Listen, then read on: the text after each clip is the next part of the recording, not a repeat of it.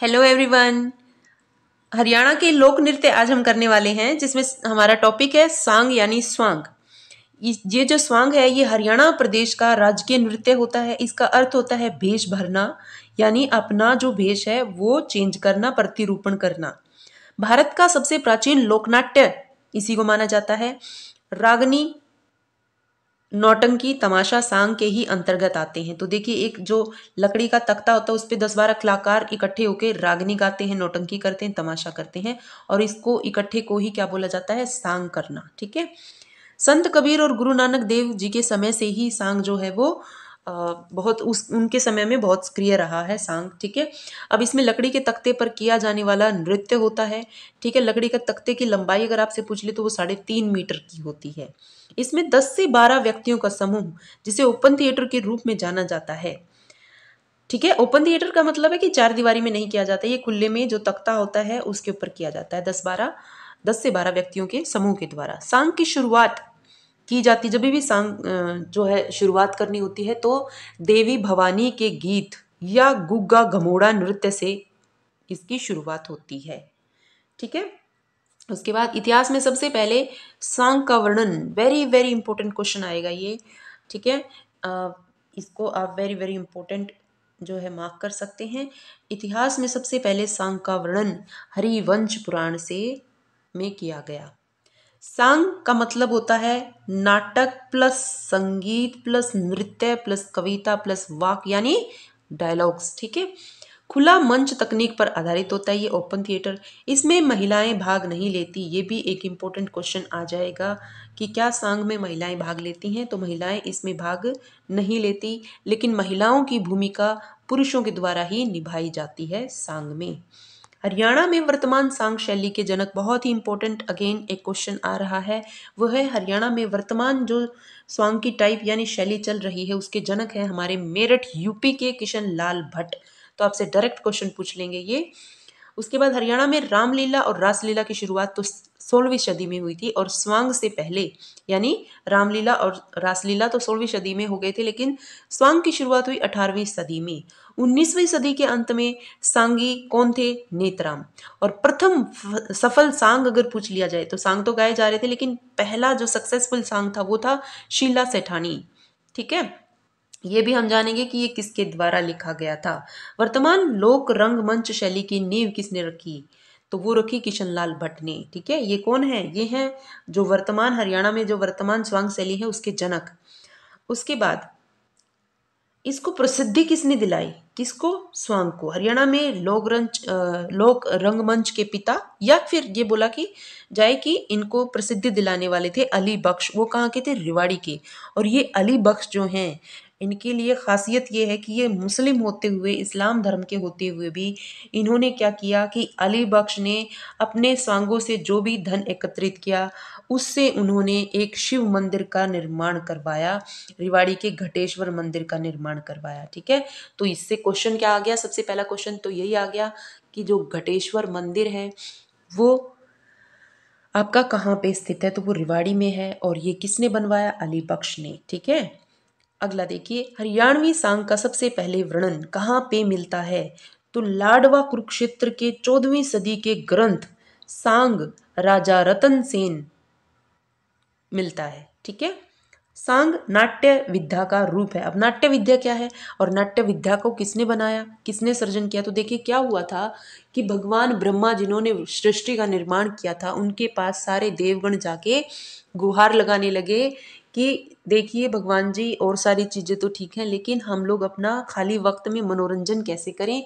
तो भगवान ब्रह्मा ने कहा कि मैं एक विद्या यानी नाट्य विद्या, जिसमें सारा डांस म्यूजिक सब आता है, उसका सृजन कर रहा हूँ, और इसी नाट्य विद्या का एक रूप है सांग। ठीक है। हरियाणा के प्रथम सांगी बहुत इंपॉर्टेंट, इसमें से एक ना एक क्वेश्चन आ ही जाता है। तो सबसे पहले हम सोनीपत डिस्ट्रिक्ट के शेरी खांडा गांव के में जन्मे पंडित दीपचंद बहमन सांगी के का जिक्र कर लेते हैं। और ये जो है कौन से फील्ड में एक्सपर्ट थे, ये थे सांग में। इनके गुरु का नाम पूछ लेंगे आपसे तो वो था छज्जू राम। और ये प्रदेश का प्रथम आधिकारिक सांगी बोले जाते हैं, ऑफिशियल सांगी। ठीक है। हरियाणा का कालिदास अगर पूछ ले तो पंडित दीपचंद बहमन। हरियाणा का शेक्सपियर अगर पूछ लें तो पंडित दीपचंद बहमन, जो कहाँ पे पैदा हुए, शेरी खांडा गांव सोनीपत डिस्ट्रिक्ट में।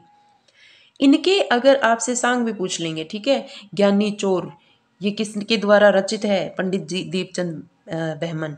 सोरठ, नल दमयंती, राजा हरिश्चंद्र, बहुत ही इंपॉर्टेंट है चारों के चारों। ठीक है, आपको याद रखने होंगे ये, इसीलिए तो उनको शेक्सपियर ऑफ हरियाणा या कालिदास ऑफ हरियाणा भी बोला जाता है। उसके बाद अगले हमारे सांगी हैं जिनके ऊपर की अभी एक यूनिवर्सिटी का नाम भी और एक मूवी भी बनने जा रही है, तो वो है आपके पंडित लक्ष्मी चंद। ठीक है, इनका जो ब्रेन था ना, इन्होंने जो सांग गाए हैं वो इतने एडवांस थे कि आज के टाइम पे जो चीज़ें घटित हो रही हैं ये इन्होंने उसी टाइम अपने जो सांग थे उनमें बता दी थी। और देखिए कब पैदा हुए थे, 1903 से 1948। ठीक है, कहाँ पे, ये भी सोनीपत डिस्ट्रिक्ट। तो पंडित दीपचंद बहमन भी सोनीपत डिस्ट्रिक्ट के शेरीखांडा गांव, और इनका जो गांव का नाम था वो था जाटी कला। ठीक है, उनके गुरु थे छज्जू सिंह, इनके गुरु पंडित लक्ष्मी चंद के गुरु हैं गुरु मान सिंह। ठीक है, अपने गुरु का मान रखा इन्होंने। वेद पुराणों का ज्ञान। ठीक है, टीकाराम शास्त्री, जो ये कहाँ के थे, ये थे रोहतक के। ठीक है, पुत्र, इनके पुत्र का नाम तुलेराम कौशिक, एकमात्र कलाकार जिनको पद्मश्री मिला। ठीक है, अन्य नाम किसके, पंडित लक्ष्मी चंद के। तो सूर्य कवि अगर पूछ लिया जाए, देखिए कालिदास पूछा जाएगा तो कंफ्यूज नहीं होना, पंडित दीपचंद बहमन। लेकिन सूर्य कवि पूछ लिया जाए तो पंडित लक्ष्मी चंद। हरियाणा व संगीत का तानसेन पूछ लिया जाए तो पंडित लक्ष्मी चंद। सूफी दर्शन की मीरा, संपूर्ण कविता का कालिदास। ठीक है, ये इनके अन्य नाम हैं। ऑल राइट, सो उसके बाद आगे बढ़ते हैं हम। प्रसिद्ध सांग, हाँ जी, प्रसिद्ध सांग में आ जाए, अन्य नाम के बाद हम आ जाते हैं इनके प्रसिद्ध सांग। तो देखिए सांग कोई भी एक देखिए और नीचे आपको दो चार सांगियों के नाम जो है वो जो है ऑप्शन में दिए जाएंगे, तो इसलिए आपको पता होने चाहिए कि जैसे हम अभी पढ़ के आए हैं नल दमयंती किसके द्वारा, पंडित दीपचंद बहमन। तो बहमन, तो अभी हम बात कर रहे हैं किसकी, पंडित लक्ष्मी चंद की। तो उसमें सबसे प्रसिद्ध सांग है द्रौपदी चीरहरण, वेरी इंपॉर्टेंट, राजा भोज, गोपी चंद, सत्यवान सावित्री, ये सब जो हैं इनके प्रसिद्ध सांग। पंडित लक्ष्मीचंद के सांगों में सारंगी वादन का कार्य उस्ताद दुलिया खान के द्वारा किया जाता था। तो ये भी एक क्वेश्चन बन सकता है, हालांकि इतना इंपॉर्टेंट नहीं है। ठीक है, अब इनके जो शिष्य थे वो कौन कौन, देखो कैसे याद रखेंगे आप कि पंडित लक्ष्मीचंद के गुरु कौन थे, तो वो थे मान सिंह, अपने गुरु का बड़ा मान करते थे ये मान सिंह। ठीक है, पंडित लक्ष्मीचंद। अब पंडित लक्ष्मीचंद के शिष्य कौन थे ये भी पूछ ले आपसे, लक्ष्मीचंद के शिष्य, तो पंडित मांगेराम। ठीक है, पंडित मांगेराम जो थे वो प्रिय शिष्य थे किसके, लक्ष्मीचंद के। ठीक है, पंडित मांगेराम गुरु लक्ष्मीचंद थे इनके। और लक्ष्मीचंद जो है वो अनपढ़ इंसान होते हुए भी वो इतनी एडवांस बात कर गए, इसीलिए उनके जो माइंड है उनके ऊपर रिसर्च भी चल रहा है और उन पर एक मूवी भी बन रही है। कवि शिरोमणि से के नाम से ये प्रसिद्ध थे, कौन, पंडित मांगेराम। ठीक है, कवि शिरोमणि, सूर्य कवि पंडित लक्ष्मीचंद, कवि शिरोमणि पंडित मांगेराम। कंफ्यूज नहीं होना है, अगर आपको कंफ्यूजन लग रहा है एक बार वीडियो को पॉज करके दोबारा से देख लीजिए कि उनके अन्य नाम या उनके उपनाम क्या क्या थे।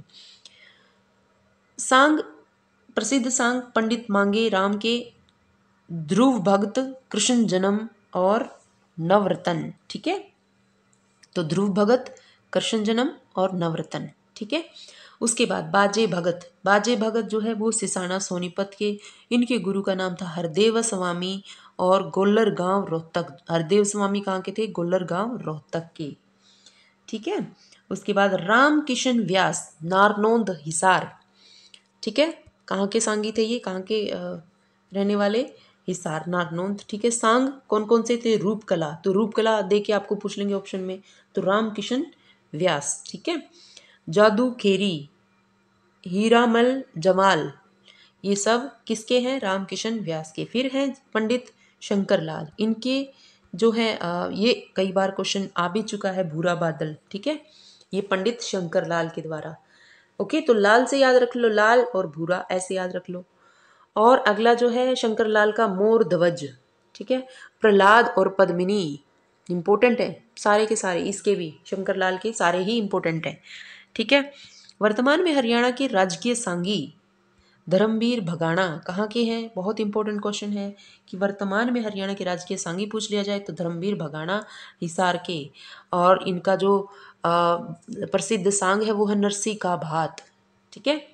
उसके बाद अली बख्श रेवाड़ी के जो बंदे थे सांग, उनका जो सांग हम शायद छोड़ के आ गए हैं, तो उनका जो फेमस सांग था वो था चंद्रावण और कृष्ण लीला, ठीक है। देखिए ये इस्लाम धर्म को मानने वाले, इस्लाम धर्म से बिलोंग रखने वाले, और इनका कृष्ण लीला, और इन्होंने शिव मंदिर बनवाया था रिवाड़ी में, घाटेश्वर। ओके, तो यहाँ पे हमारे सांग जो है इम्पोर्टेंट सांगी वो फिनिश होते हैं। अगली वीडियो में मिलते हैं अगले टॉपिक के साथ।